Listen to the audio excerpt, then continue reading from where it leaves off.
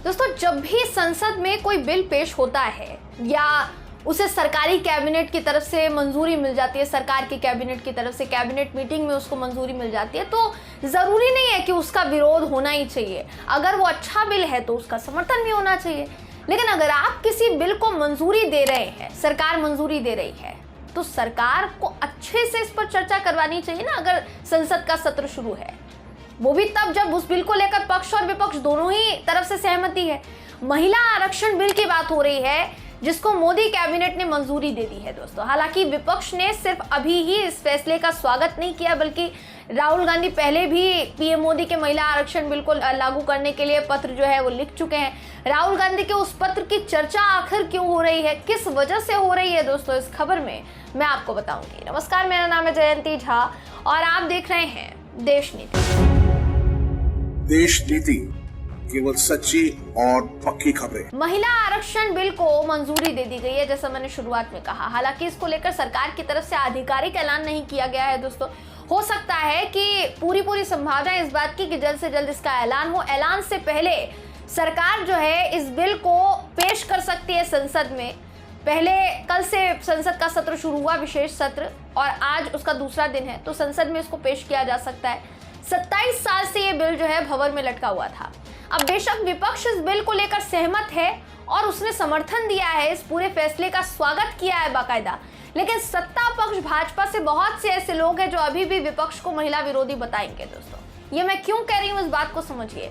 BJP ने हाल ही में एक ट्वीट किया था जहां इंदिरा गांधी, सोनिया गांधी, प्रियंका गांधी की तस्वीर शेयर करते हुए लिखा गया था कि कांग्रेस के महिला आरक्षण की परिभाषा ये है। यानी बताया गया था कि परिवारवाद चल रहा है और महिला आरक्षण जो है उसका कांग्रेस जो है समर्थन नहीं करती है। कहने का मतलब ये तो खुद सत्ताधीन पार्टी अभी भी कांग्रेस को इस महिला आरक्षण बिल के खिलाफ बताने में जद्दोजहद में लगी हुई है। मगर सवाल ये है कि क्या राहुल गांधी का खत 2018 में देखा था भाजपा ने, मोदी जी ने देखा था? आपके स्क्रीन पर राहुल गांधी का वो ट्वीट है दोस्तों, जिसमें उन्होंने वो खत शेयर किया था जो उन्होंने पीएम मोदी को लिखा था साल 2018 में। राहुल गांधी ने अपने 2018 के ट्वीट में ही लिख दिया था कि हमारे प्रधानमंत्री ये कहते हैं कि वो महिला सशक्तिकरण के लिए एक योद्धा है। उनके लिए दलगत राजनीति से ऊपर उठने और अपनी बात कहने और महिला आरक्षण विधेयक को संसद से पारित कराने का समय आ गया है। कांग्रेस उन्हें बिना शर्त समर्थन देने की पेशकश करती है।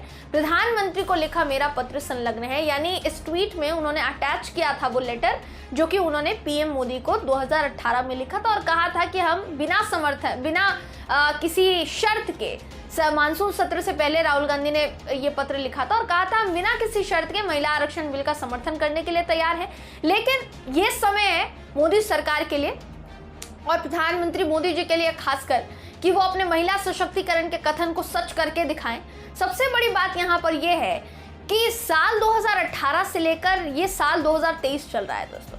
प्रधानमंत्री मोदी जी को विशेष सत्र बुलाने तक का समय लग गया ये बिल पास करने के लिए। अब बिल अगर पास हो जाता है तो बहुत बेहतरीन बात है, लेकिन क्या मोदी जी 2024 के लोकसभा चुनाव का इंतजार कर रहे थे?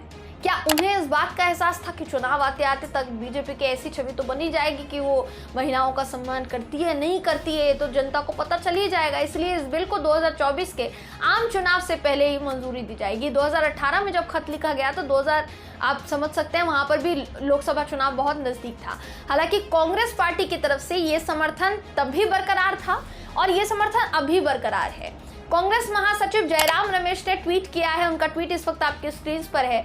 जयराम रमेश जी लिखते हैं कि कांग्रेस पार्टी लंबे समय से महिला आरक्षण को लागू करने की मांग कर रही है।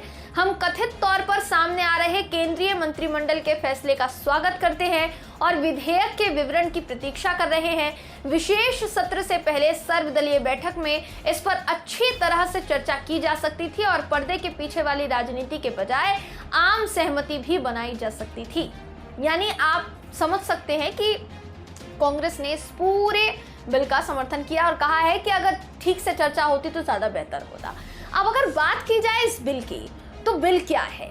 महिला आरक्षण बिल 1996 से ही अधर में लटका हुआ है दोस्तों। उस समय एचडी देवेगौड़ा की सरकार थी। 12 सितंबर 1996 को इस बिल को संसद में पेश किया गया था, लेकिन पारित ये नहीं हो सका था। उसके बाद कई दफा इसको पारित करने की कोशिश की गई। ये बिल 81वें संविधान संशोधन विधेयक के रूप में पेश किया गया था।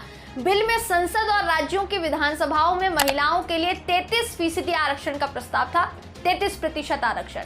इस 33% आरक्षण के भीतर ही अनुसूचित जाति यानी एससी, अनुसूचित जनजाति यानी एसटी और इनके लिए उप आरक्षण का प्रावधान था, लेकिन अन्य पिछड़ा वर्ग के लिए आरक्षण का प्रावधान नहीं था। तो जब जब इसको पेश किया गया तब तक इसमें कोई ना कोई संशोधन किया गया।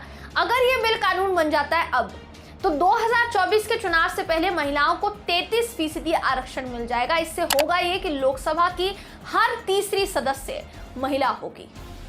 तो बेशक ये मामला बहुत बड़ा है, बहुत व्यापक है और बहुत बेहतरीन फैसला है, जिसका स्वागत करना चाहिए, जिसकी सराहना करनी चाहिए, तारीफ करनी चाहिए। क्योंकि अगर कोई बिल 27 साल से अधर में लटका हुआ है, बीज भंवर में उसको लटका रखा है और अब जाकर अगर उस पर सहमति बनी है, पक्ष और विपक्ष दोनों की तरफ से उसको पास कराने की सहमति बनी है, तो दोस्तों इसमें किसी की भी देखिए आलोचना नहीं होनी चाहिए, तारीफ होनी चाहिए। लेकिन सवाल ये है कि जो आलोचना कर रहे हैं, क्या उनको अपनी आलोचना पर, अपने उठाए जाने वाले सवालों पर मंथन नहीं करना चाहिए? एक बार सोच विचार लें कि आप विपक्ष पर आरोप लगा रहे हैं कि वो महिला विरोधी है और विपक्ष कह रहा है कि हम समर्थन करने के लिए तैयार हैं। तो फिर आप कहना क्या चाहते हैं? आपके पास कोई तर्क है ये बताने के लिए? सबसे बड़ी बात तो राहुल गांधी का वो 2018 का खत है जो हमने शुरुआत में दिखाया है। तो इस पर क्या चर्चा होती है संसद के विशेष सत्र में, जो कि आप कह सकते हैं एग्जैक्ट आज से शुरू होगा नई संसद भवन में। शुरुआत इसकी पुरानी संसद से हुई थी, लेकिन पुरानी संसद में जो पहला दिन था वो पुरानी संसद का किस किस का कैसा अनुभव रहा है उसके संबोधन में बीता। दोस्तों आज से मेन सत्र जो है वो शुरू होगा, नई संसद भवन में शुरू होगा और नई संसद भवन में ही वो सत्र जो है खत्म होगा। देखना ये होगा कि महिला आरक्षण बिल को लेकर पक्ष और विपक्ष दोनों में क्या सहमति दिखती है, संसद में यह सहमति किस तरीके से दिखती है, ये देखने वाली बात होगी। फिलहाल इस खबर में बस इतना ही। आप इस खबर को लेकर क्या सोचते हैं, आपकी क्या राय है, कमेंट करके मुझे जरूर बताइएगा। वीडियो अगर आपको पसंद आया हो तो वीडियो को लाइक कीजिए, शेयर कीजिए, चैनल को सब्सक्राइब करना बिल्कुल भी ना भूलें। फिर मुलाकात होगी आपसे अगली वीडियो में, तब तक के लिए नमस्कार। देश नीति केवल सच्ची और पक्की खबरें।